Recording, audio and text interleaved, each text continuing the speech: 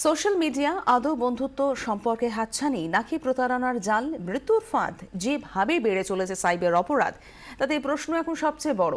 বন্ধুত্বের আড়ালে লুকিয়ে ঘাতকের দল। ভোপালে আকাঙ্ক্ষার নৃশংস খুনের পরও শুরু হয় ফেসবুক প্রেম পর্ব থেকেই।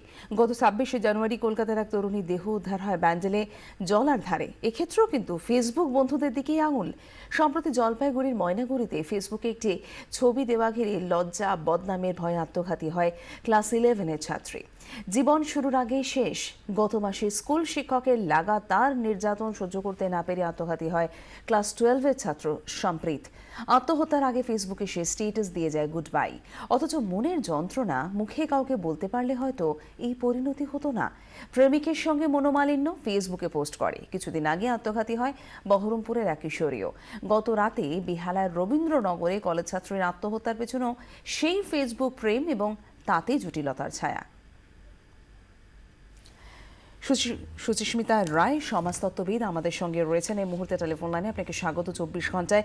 যেভাবে আমরা দেখছি যে ফেসবুক এবং সোশ্যাল নেটওয়ার্কিং সাইটে ক্রমাগত এই সাইবার অপরাধ বাড়ছে, বন্ধুত্বের আড়ালে কি কোথাও লুকিয়ে রয়েছে ঘাতকের দল? কি মনে হয় আপনার? আমার মনে হয় যে আজকের সমাজ একটা সর্বনাশা নেশায় মেতে উঠেছে এই ফেসবুক বা এই সোশ্যাল মিডিয়া গুলোর মানে চক্করে আর কি। যেটা হচ্ছে যে ফেসবুক আমরা বলছি থেকে কিন্তু আসল বন্ধুদের মুখগুলোই কিন্তু হারিয়ে যাচ্ছে। চলে আসছে কতগুলো ভার্চুয়াল ফেস। যেটাটা তোমরা যেই কথাটা বললে যে ছাত্রটি যে বলেছিল যে আমি চলে যাচ্ছি বাই বাই, বা স্টুডেন্ট যার মারা যাওয়ার খবর আমরা শুনেছিলাম, কিন্তু সেখানেই আমরা এটাও বলেছিলাম যে একজন বন্ধু সে যদি বাড়িতে ফোন করে জানাতো বা একজন বন্ধু যদি এগিয়ে এসে জিজ্ঞেস করতো যে কি হয়েছে, তাহলে হয়তো এই মর্মান্তিক পরিণতি সেই ছাত্রের ক্ষেত্রে হতো না। আকাঙ্ক্ষার ক্ষেত্রেও হচ্ছে তাই, যে সেই ফেসবুকে সে বন্ধুত্ব করে তাকে পুরো জীবন দিতে হলো।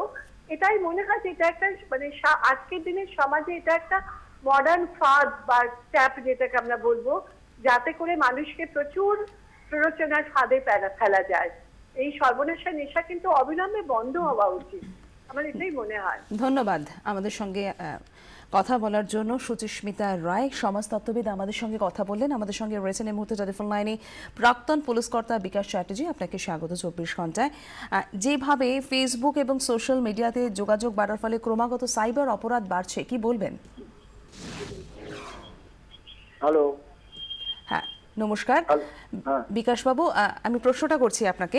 ফেসবুক এবং সোশ্যাল মিডিয়াতে যেভাবে যোগাযোগ বাড়ছে এবং ক্রমাগত সাইবার অপরাধ বাড়ছে, কি বলবেন?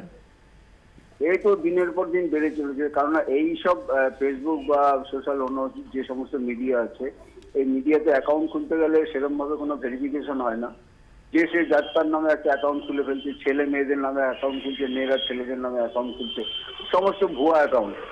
এই অ্যাকাউন্টগুলি খুলে এই যে সমস্ত ছেলেরা আর মেয়েরা এই সমস্ত ফাঁদে পড়ছে, এর যে পরিণতি কি ভয়ঙ্কর মানে চিন্তা করা যায় না। আজকে দেখুন ওই বাঁকুড়ার মেয়েটি অঙ্কিতা, ওর কি অবস্থা হয়েছে। এইভাবে আরো অনেক অনেক ইনসিডেন্ট আছে যেটা এই ফেসবুক বা অন্য যারা সোশ্যাল মিডিয়া আছে তাদের মাধ্যমে হচ্ছে। এই জিনিসগুলি মানে খুব সুচিন্তিত ভাবে না করে একদম করে এরকম একটা সাইট খুলে দিলে এই জিনিস হতেই থাকবে। ধন্যবাদ। প্রাক্তন পুলিশ কর্তা বিকাশ চ্যাটার্জি আমাদের সঙ্গে টেলিফোন লাইনে ছিলেন।